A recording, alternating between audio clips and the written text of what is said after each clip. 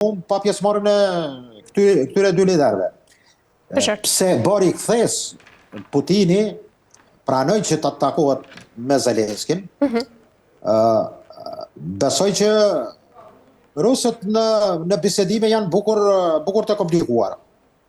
Taktizimet e tyre janë, mund të them, manovra të cilat e presin momentin e duhur. Dhe në këtë drejtim mendoj që të dy palët të taktizojnë, por Stambolli do të ishte vend takimi i cili mund të ishte shumë i përshtatshëm për të dy liderët, edhe atë ukrainas edhe atë rus. Por, a do të ndodhë kjo së shpejti? Mendoj që të dy palët kanë goditje për aspektin asaj që njihet që fajtori për mungesën e vullnetit e mirë për bisedime e ka njëra ose pala tjetër. Dhe rusët mendoj që pikë kyçe e kanë takimin Trump-Putin. Sepse ata mendojnë që me Trumpin çështja e marrëveshjes pasore me Ukrainës mund të kryhet.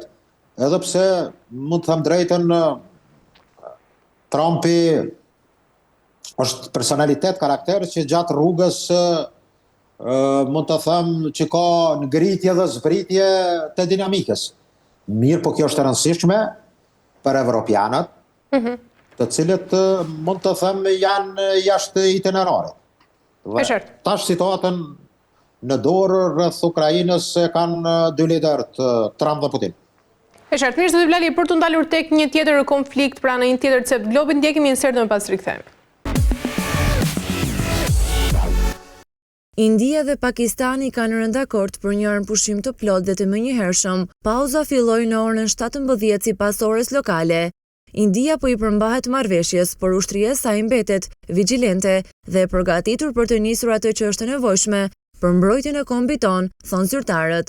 Zëvendës kryeministri i Pakistanit thotë se vendi gjithmonë është përpjekur për paqe dhe siguri në rajon. Armpushimi është rezultati një nate të gjatë bisedimesh të ndërmjetësuara nga Shtetet e Bashkuara, tha Donald Trump. Këtë javë India goditi objektiva në Pakistan dhe Kashmirin administruar nga Pakistani në përgjigje të një sulmi vdekjeprurës militant ndaj turistëve indian muajin e kaluar. Të dyja palët akuzuan njëra tjetrën për granatime ndërkufitare dhe sulme me raketa dhe dron, që kur India nisi operacionin e saj ushtarak, India dhe Pakistani pretendojnë të dyja Kashmirin në tërësi. Mirë, zoti Blali, kemi një armpushim pra i cili mund të jetë një hap drejt paqes ose një pauzë taktike pra për në një konflikt pra të përhershëm për Kashmirin. Pyetja ime është se sa real pra është rreziku i rinisjes së luftimeve, duke pasur këtu parasysh pra që ushtria indiane mbetet gjithmonë në gatishmëri të plotë. Besoj që gatishmëria do të jetë edhe nga ana e ushtrisë pakistaneze. Mirë, po është mirë që është arritur një armpushim. Sa do zot, me që se kjo problem është që nga viti 1947, ndarja britanikëve mes asaj që njihet toka pakistaneze muslimane dhe pjesë hinduse.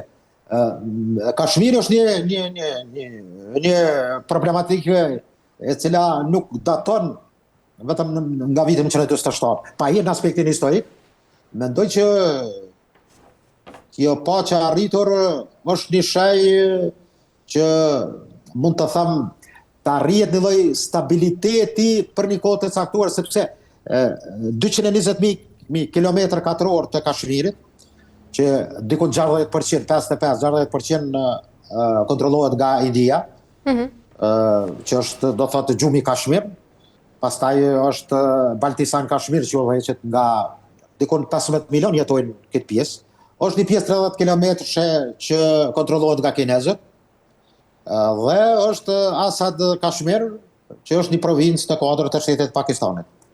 Do të thotë 84 kilometra katror që udhëheqet nga Pakistani, është vija frontit ku çdo herë kemi, mund të them, situata dhe konflikte dhe mund të them thyrje, qoftë edhe të armpushimit, sepse është një problematikë me decenja, mund të them 80 vjeçare, 8 dekada.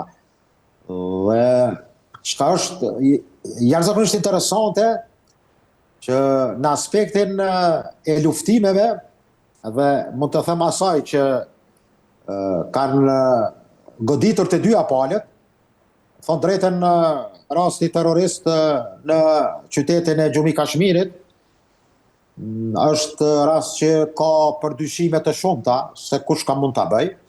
India akuzon Pakistanin si çdo herë, por mendoj që kemi pasur një, mund të them, nivel të tillë të luftimeve ku teknologjia kineze edhe turke, koralli turk, sistemi elektronik, dhe jot 10 ceshi dhe ashtu quajti koproduksion pakistanezo-kinez, ka qenë shumë efikas dhe mund të them të drejtën 3 rafalla francez janë dorëzuar ta quaj kështu para teknologjisë kineze ose edhe turke mund të theme. Dhe në këtë drejtim mendoj që ka qenë një test për të dyja shtetet që janë forca atomare.